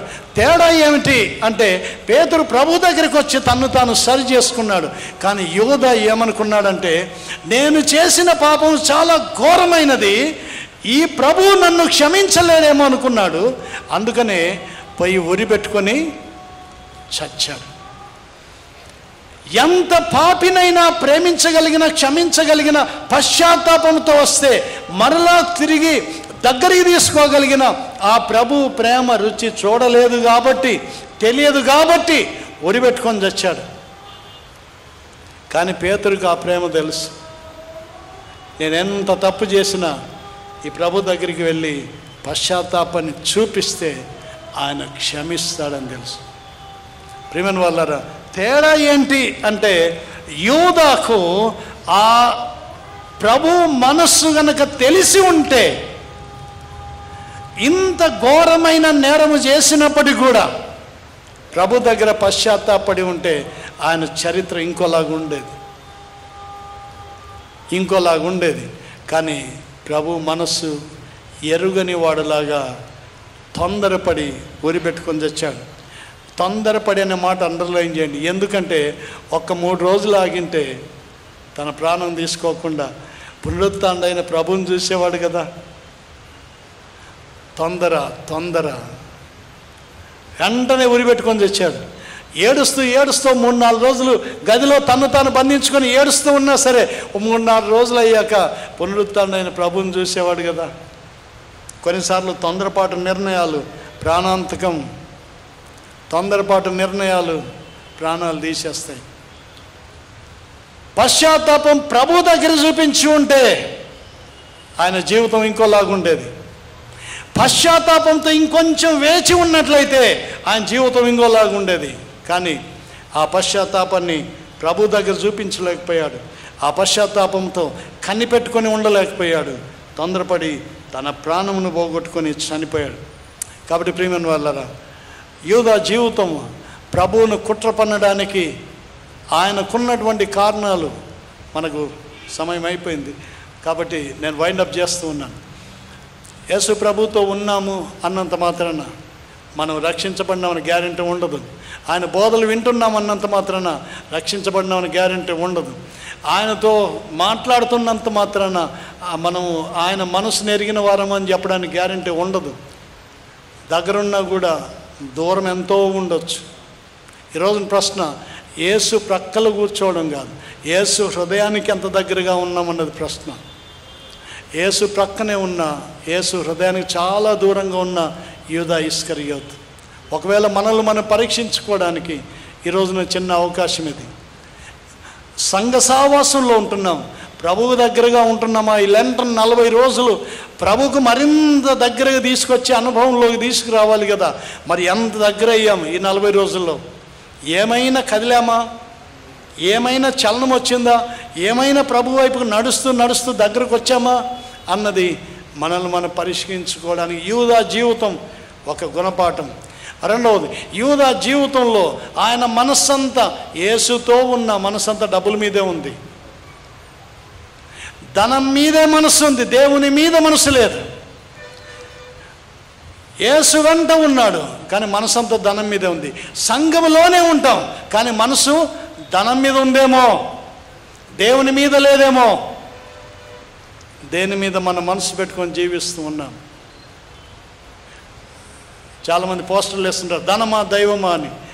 మన మనసు ధనం మీద ఉందా, దైవం మీద ఉందా? యూదా జీవితం మనకు నేర్పిస్తుంది. మూడవది, యూదా యేసును ఎప్పుడు దేవునిగా గుర్తించలేదు కానీ యేసు వెంటనే తిరుగుతున్నాడు. సంఘ సావాసంలో ఉండొచ్చేమో, యేసు దైవత్వం అర్థం కాకపోతే, ఆయన్ని ఆరాధించే మనసు లేకపోతే, ఆయనతో ఎలా మాట్లాడాలో ఆ అనుభవం మనకు రాకపోతే ఇంకా దూరమై ఉన్న వాళ్ళమే, మనం శిక్షకు పాత్రలమే, నిత్యత్వానికి చాలా దూరంగా ఉంటున్న వారమే అని లేఖనాలు మనకు నేర్పిస్తున్నాయి. కాబట్టి ప్రభువుకు దగ్గరగా ఉండడం అంటే ఆయన ప్రేమకు, ఆయన ప్రేమించట్లో, ఆయన గౌరవించట్లో, ఆయన సన్మానించట్లో, ఆయన దైవత్వాన్ని గుర్తించడంలో ఆయనకు దగ్గరగా ఉండాల్సిన వారంగా ఉంటున్నాం. యూదా ఆ స్థాయిని పోగొట్టుకున్నాడు. అలాగే యూదా పశ్చాత్తాపం, ప్రభు దగ్గర పశ్చాత్తాపడి సరిపడాల్సిన వాడు అక్కడ పశ్చాత్తాపడలేకపోయాడు. తొందరపడి నిర్ణయాలు చేసుకున్నాడు, నిత్యత్వాన్ని పోగొట్టుకున్నాడు, బహుమానాలను పోగొట్టుకున్నాడు. స్థాయి ఉన్నతంగా మార్చగలిగిన దేవుణ్ణి అర్థం చేసుకోలేక ఆ స్థాయిని కోల్పోయాడు. కొన్నిసార్లు మన తొందరపాటు నిర్ణయాలు సంఘ జీవితంలో, కొన్నిసార్లు తొందరపాటు నిర్ణయాలు చాలా పెద్ద ప్రమాదాలు తీసుకురావచ్చు. తొందరపాటు నిర్ణయాలు చాలా పెద్ద ప్రమాదాలు తీసుకురావచ్చు. కాబట్టి ప్రభు కొరకు కనిపెట్టాలి, ప్రభు జ్ఞానం కొరకు కనిపెట్టాలి, ప్రభు అంగీకరించే మార్గముల కోసం కనిపెట్టాలి. యూదా ఆ ఓపికను, ఆ సహనాన్ని చూపించలేకపోయాడు. తను ఆశించిన పదవి దొరకలేదు, ఆశించిన స్థాయి దొరకలేదు. డబ్బులు తీసుకున్నాడు, డబ్బు సంతోషాన్ని ఇవ్వలేకపోయింది, ఆఖరికి ప్రాణమే పోగొట్టుకున్నాడు. ఏది నీకు తృప్తినిస్తుంది? ఒకడు సర్వలోకమును సంపాదించుకున్నను తన ప్రాణం పోగొట్టుకుంటే వానికి ఏమి ప్రయోజనం? What is profitable on the earth? భూమి మీద మన జీవన విధానంలో మనకేది ప్రయోజనకరమైనది అంటే దేవుని వాక్యం నేర్పిస్తుంది, ప్రభువును ప్రేమించుట, నీతి న్యాయములతో జీవించుట. ఇదే కదా ప్రభు నిన్ను అడుగుతున్నాడు, అంతకంటే ఇంకేం అడుగుతున్నాడు? ఏది ప్రయోజనం, ఏది ఉత్తమమైనది అంటే ఆయనగా గుర్తించగలిగిన జీవితం. మనం తప్పిపోయినప్పుడు ఆయన దగ్గరికి వచ్చి పశ్చాత్తాపడగలిగిన జీవితం. ఒకవేళ మనం ఇంకా దూరంగా ఉన్నట్లయితే ఆయనకు దగ్గరగా రావగలిగిన జీవితం. మన స్థాయిని మార్చగలిగిన ఆయన చేతిలో మన భవిష్యత్తును పెట్టుకోగలిగినటువంటి సమర్పణ జీవితం. ఇది కదా ప్రభు మన నుంచి కోరుకుంటున్నాడు. అలా చేయలేని వారు ఆయన సిలువ వేస్తున్నారు, అలా చేయలేని వారు ఆయన సిలువేస్తున్నారు. ఇంకా ప్రభువును అంగీకరించని వారు ఆయన సిలువేస్తున్నారు. ఇంకా ప్రభువును ప్రభువుగా గుర్తించని వారు ఆయన సిలువేస్తూ ఉన్నారు. కాబట్టి ప్రియమైన వాళ్ళారా, ఇంకా మారు మనసు అనుభవం లేకపోతే, ప్రభు దగ్గరగా ఉన్న అనుభవం లేకపోతే, జీవితంలో మార్పు అన్న అనుభవంలోకి ఇంకా మనం రాలేకపోతున్నట్లయితే, ఇంకా మంచి నిర్ణయాలతో దేవుని దగ్గరికి రాలేకపోతున్నట్లయితే, మేబీ ఈ 2-3 రోజులు కూడా మంచి అవకాశం. ఈ 2-3 రోజులు కూడా మంచి అవకాశం. ఒక్కరోజు ఒక నిర్ణయం జీవితాన్ని మార్చేయచ్చు. కాబట్టి ఈ 3 రోజుల్లో మనం ఒక మంచి నిర్ణయం చేసుకుందాం. నేను ప్రభువుకు దగ్గరగా రావాలి, ఆయన దైవత్వాన్ని గుర్తించాలి, ఆయన ఆరాధించాలి, ఆయన గణపరచాలి, ఆయన చిత్తంనకు నేను తల ఒగ్గాలి, నా సొంత ఇష్టాలను సిలువేయాలి, ప్రభుని సిలువేయడం కాదు, నా ఇష్టాలను సిలువేయాలి, ప్రభు గణపరచబడాలి నా జీవితం ద్వారా అనే ఒక మంచి ఉద్దేశంతో ప్రభు దగ్గరికి వస్తే ఆయన మనల్ని మార్చగలిగిన దేవుడు, మన స్థితిని మార్చగలిగిన దేవుడు, మనల్ని అంగీకరించగలిగిన దేవుడు, మనల్ని క్షమించగలిగిన దేవుడు, మనల్ని శుద్ధీకరించగలిగిన దేవుడు. కాబట్టి ప్రియమైన వారులారా, సిలువలో ప్రభు మహిమ ప్రత్యక్షపరచబడింది. ఆయన మహిమ మన జీవితాల్లో ప్రత్యక్షపరచబడాలి. నేనును క్రీస్తుతో కూడా సిలువ వేయబడి ఉన్నాను, ఈ అనుభవంలోకి రావాలి. అపొస్తలుడైన పౌలు అంటున్నాడు, నేనును క్రీస్తుతో కూడా సిలువ వేయబడి ఉన్నాను, ఇక జీవించేవాడు నేను కాదు, క్రీస్తే నా యందు జీవించున్నాడు. ఈ అనుభవంలోకి రావాలి. కానీ మనం ఆయన్ని సిలువేసి శాపగ్రస్తులం కాకూడదు. మనం ఆయన్ని సిలువేసి శాపగ్రస్తులం కాకూడదు, కుట్రలు చేసి శాపగ్రస్తులం కాకూడదు. కాబట్టి ప్రియమైన వాళ్ళరా, ఏది మనల్ని ప్రభువు నాకు దూరంగా ఉంచుతుందో, సాతాను ఏ విధంగా అయితే మనలో జ్వరపడాలని ప్రయత్నం చేస్తున్నాడో వానికి తావివ్వకుండా, అపవాదికి మనలో తావివ్వకుండా, మనం సిలువ వేయువారంగా కాకుండా ఆయనతో సిలువ వేయబడి ఆయన మహిమను ప్రత్యక్షపరచు సంఘముగా ఉండాలంటి అలాంటి రూపాంతరం, అలాంటి మార్పు కోసం మనల్ని మనం ప్రభుకు సమర్పించుకుందాం. మరలా సమర్పించుకుందాం. ఎన్నిసార్లు అయినా ప్రభు దగ్గరికి రావడానికి ఇష్టం, సంతోషం కలగాలి. అలాంటి మనసు దేవుడు మనకిచ్చేలాగా తల వంచిన ప్రార్థన చేసుకుందాం. సంగమా, ప్రభువైన యేసు సిలువకు అప్పగించబడ్డాడంటే ఆనాటి ప్రధాన యాజకుల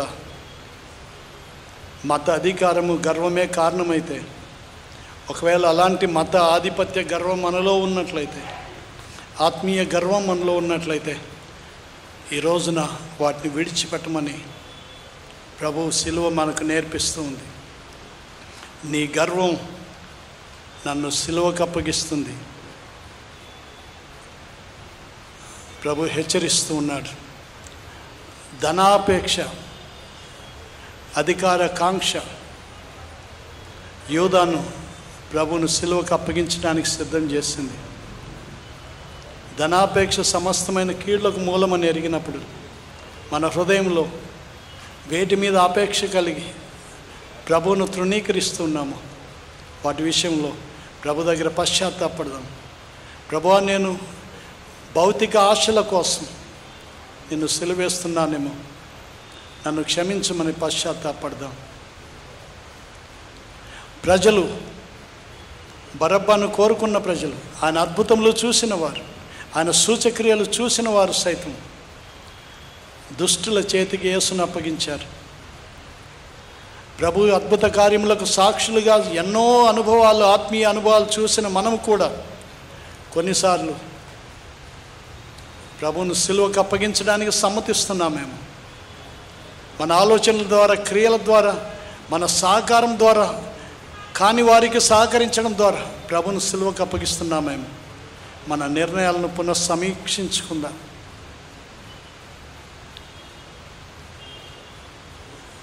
ఏ మార్పు ప్రభు మనల్ని ప్రేరేపిస్తున్నాడు, ఆ మార్పుకు సమ్మతిద్దాం. చిన్న ప్రార్థన, ఎవరికి వారుగా ప్రభు మిమ్మల్ని ఏది ప్రేరేపిస్తే ఆ మాట ప్రభుతో చెప్పి ప్రభు దగ్గర మన ఇష్టాన్ని, సమ్మతిని బహిరంగపరుస్తాం. కృపగల మా పరలోక తండ్రి, మా అంతరంగము నెరిగిన దేవుడో, మా స్వభావం నెరిగిన దేవుడో, మా బలహీనతలు నెరిగిన దేవుడో, అయినా మమ్మను శాశ్వతమైన ప్రేమతో ప్రేమిస్తూ మమ్మను బలపరచడానికి ఇష్టపడుతున్న దేవుడో, మమ్మను బాగు చేయడానికి ఇష్టపడుతున్న దేవుడో, క్షమించడానికి ఇష్టపడుతున్న దేవుడవు, ఉద్ధరించడానికి ఇష్టపడుతున్న దేవుడవు. కాబట్టి ఎన్నిసార్లైనా మేము తప్పిపోయినప్పుడు మరలా మీ దగ్గరికి రావడానికి మాకు సంతోషం ఇస్తుంది. తప్పిపోయిన కుమారునికి తండ్రి దగ్గరికి రావడం సంతోషంనిచ్చింది. నా తండ్రి దగ్గరికి వస్తే నాకు విలువ దొరుకుతుంది, నా తండ్రి దగ్గరికి వస్తే ప్రేమ దొరుకుతుందని గ్రహించగలిగాడు. మాకు కూడా నేను చాలాసార్లు మా నిర్ణయాల వల్ల, మా తప్పు నిర్ణయాల వల్ల మీరు మమ్మల్ని క్షమించరేమో, మీరు మమ్మల్ని అంగీకరించరేమో అనే సాతాను యొక్క భ్రమలో పడిపోయి ఒప్పుకోవడానికి మనసు రాక, మీ దగ్గరికి రావడానికి మనసు రాక ఇంకా దూరంగా ఉంటున్నాం మేము. అలాంటి మనసు ఎవరిలో ఉన్నా తీసివేయండి ప్రభువా. మీ దగ్గరికి రావడానికి నేర్పించండి. ఉన్న పాటున మీ దగ్గరికి రావడానికి మాకు నేర్పించండి. బలహీనతలతో మీ దగ్గరికి రావడానికి నేర్పించండి. యేసు రక్తము ప్రతి పాపము నుండి, సమస్త దుర్నీతి నుండి మమ్మల్ని పవిత్రులుగా చేస్తుందన్న మీ ప్రేమపూర్వకమైన ఆహ్వానమును అర్థం చేసుకుని మీ చేత శుద్ధిని పొందడానికి మీ దగ్గరికి రావడానికి మాకు నేర్పించండి ప్రభు. ఈ దినములు మేము మీకు దగ్గర అవ్వాలి, మరింత దగ్గర అవ్వాలి. లోకం నుంచి దూరం అవ్వాలి, మీకు మరింత దగ్గర అవ్వాలి. లోక వార్తలకు దూరం అవ్వాలి, సిలువ వార్తకు దగ్గర అవ్వాలి. లోకపు ఆశలకు దూరం అవ్వాలి, సిలువ శక్తికి దగ్గర అవ్వాలి. ఈ వేటికి దూరం అవ్వాలో, ఎక్కడ దగ్గర అవ్వాలో నేర్చుకునే జ్ఞానంను మాకు దయచేసి సిలువ చెంత మిమ్మల్ని హత్తుకునేంత దగ్గరగా, మీతో సిలువ వేయబడే అనుభవం, మీతో పునరుత్థానపు అనుభవం, మీ మహిమలో మీతో నిలిచే అనుభవంలోనికి మమ్మల్ని సిద్ధపరచమని, నడిపించమని, కృప దయచేయమని మహిమ మీ నామంకి చెల్లిస్తాం. ప్రభువైన యేసు నామంన మనవులు వేడుకొంచున్నాం తండ్రి. మరొకసారి ఈ అవకాశం ఇచ్చి ఆహ్వానించిన సంఘంకు, పాస్టర్ గారికి, పెద్దలందరికీ ప్రభు పేట వందనాలు తెలియజేస్తున్నాం. Thank you sir. మన మధ్య బి ఆనందరావు గారు, రిటైర్డ్ ఎంఆర్ఓ గారు ఉన్నారు. వారు సంఘపక్షాన క్లుప్తమైన స్తుతి ప్రార్థన చేయవలసిందిగా మనం కోరుతున్నాం.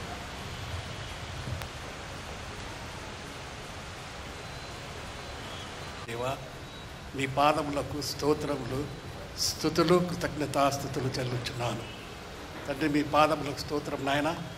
గడిచిన ఉదయకాలం నుండి తండ్రి మమ్మల్ని అందరినీ కాచి సంరక్షించి ప్రభువా మీ మందిరావరంలో చేరి నాయన శిలువ శ్రమల ధ్యానముల కార్యక్రమంలో ప్రభువా మేము ధ్యానించుండగా ప్రభువా మీ సన్నిధి మా మధ్య ఉంటుందని నమ్ముచున్నాము ప్రభువా. మీ పాదములకు స్తోత్రం నాయన తండ్రి.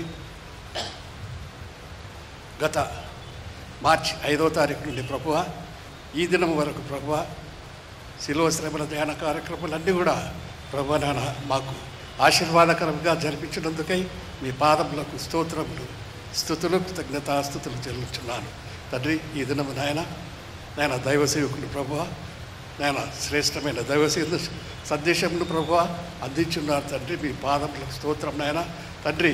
నాయన మేము తండ్రి మిమ్మల్ని హత్తుకొని ఈ లోకంలో ప్రభువా మీకు సాక్షాత్తమైన బిడ్డలుగా జీవించినట్లు కృపచూపమని వేడుకొంటున్నాను.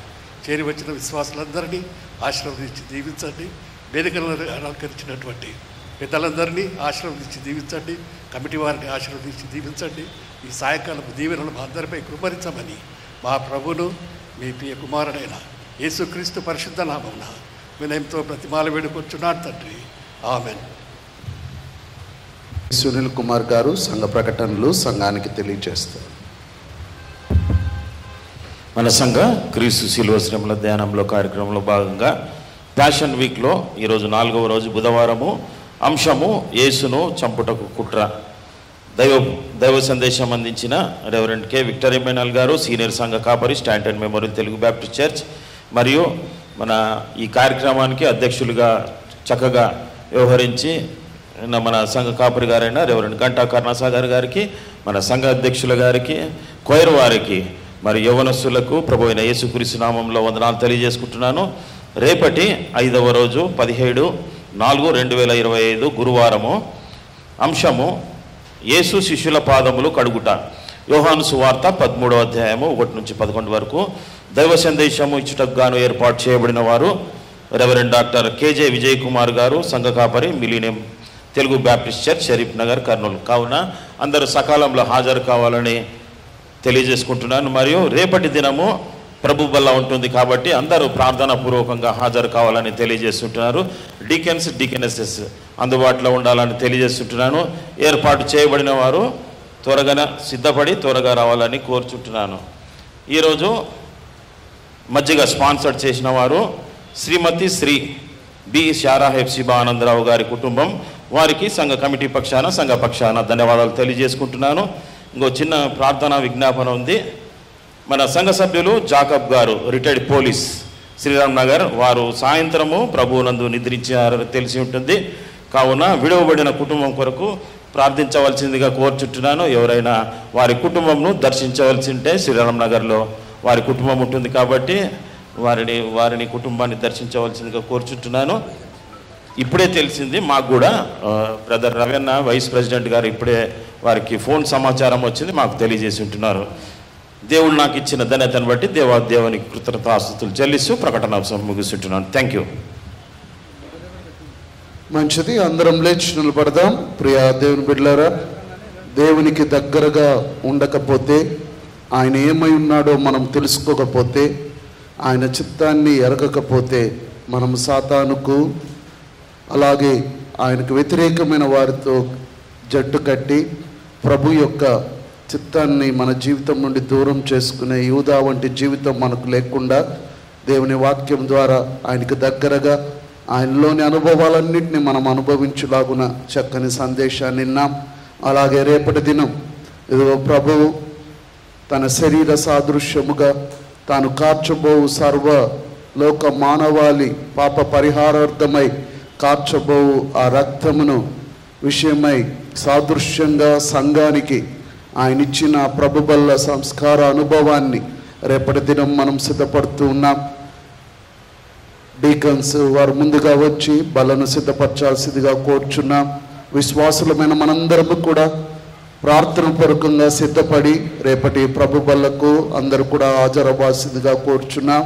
అలాగే జాకబ్ గారి కుటుంబాన్ని, వారి కుమారులు కుమార్తె మనవ సంతానం ఆదరించబడలాగున మనం ప్రార్థించుకుందాం. కృపా సత్య సంపూర్ణుడా పరలోకపు తండ్రి, నీ నామమును బట్టి నాయన నీకు వందనములు, స్తుతులు, స్తోత్రాలు. నాయన స్వచ్ఛందంగా తన ప్రాణమును నాయన ఈ లోకంలో పెట్టుటకు తండ్రి, సర్వ మానవాల్ని రక్షించుటకు యేసు ప్రభు రాగా ఇదిగో తండ్రి, ఇదిగో నాయన యూదా వంటి వారు నాయన వారున్నను లేకున్నను ఆయన సిలువ నాయన తన్ను తాను సమర్పించుకొని ఉండే తండ్రి, అయినప్పటికీ తనకివ్వబడిన రక్షణ సమయాన్ని వ్యర్థపరుచుకొని పోగొట్టుకున్నవాడుగా నాయన మా ఎదుట ఈరోజు నాయన గొప్పగా తండ్రి ఎటువంటి జీవితం మేము కలిగి ఉండకూడదో ఒక మాదిరిగా నాయన యూదాను మా మధ్యకు తీసుకొచ్చారు. అందును బట్టి నాయన మమ్మల్ని మేము సరిచేసుకునే కృపను మాకు దయచేయండి. అలాగనే నాయన దేవుని వాక్యాన్ని నాయన మా మధ్యకు తీసుకొచ్చిన పాస్టర్ గారు నాయన ట్రిమ్మానేలు గారిని దీవించండి, వారి కుటుంబాన్ని ఆస్వాదించండి, వారి పరిచర్యను నాయన నీరు కట్టి ఫలింప చేయమని ప్రార్థిస్తూ ఉన్నాం.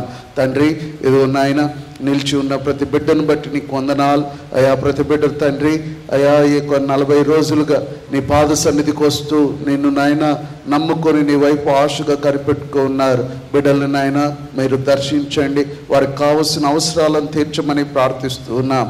మరి ముఖ్యంగా నాయన ఇప్పుడే నా తండ్రి అయా జాకబ్ గారు ప్రభునందు నిద్రించారని మేము ఎరిగి ఉన్నాం. తండ్రి అయా బిడ్డను దీవించారు, అయా మంచి ఆయుష్ ఇచ్చారు. ఏదో విడవబడిన కుమారుడేమి కుమార్తెలేమి మనవ సంతానమును మీ చేతికి అప్పగిస్తూ ఉన్నాం. అయా ఒక విశ్వాసకి జరగవలసిన రీతిగా సమస్తమును జరిపించి విడవబడిన కుటుంబానికి ఆదరణ కలగ చేయమని ప్రార్థిస్తూ ఉన్నాం. తండ్రి రేపటి దినం మమ్మల్ని మేము సరిగా సిద్ధపరచుకొని అయా నా తండ్రి నీ సన్నిధిలో మమ్మల్ని కనపరుచుకొని వరకు నీ కృపా నీ కాపుదల మాకు ఎల్లప్పుడూ తోడుగా ఉంటుందని నమ్ముచు ఈ కొద్ది విన్నపం యేసు క్రీస్తు పేరిట అడుగుచున్నామ్మ తండ్రి, ఆమె. పరలోకమందున మా తండ్రి, నీ నామం పరిశుద్ధపరచబడుగాక, నీ రాజ్యం మాకొచ్చుగాక, నీ చిత్తం పరలోకమందు నెరవేర్చున్నట్టు భూమి ఎందును నెరవేరుగాక. మాకు కావలసిన దినాహారం నేడు మాకు దయచేయి. మరణస్తులను మేము క్షమించే ప్రకారం మరణములను క్షమించు. ఆ మనుషులైతే కింద తప్పించు. ఎందుకంటే రాజ్యము బలము మహిమ నిరంతరము నీవైనావు తండ్రి.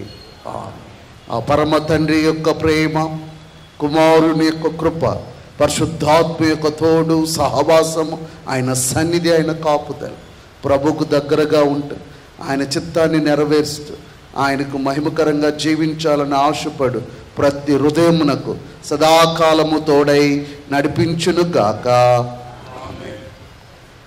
అలాగే ఈరోజు మజ్జిగను స్పాన్సర్ చేసిన సారా ఆనందరావు గారి కుటుంబానికి దేవుడు దీవెనలు దయచేయను గాక. ఆమె.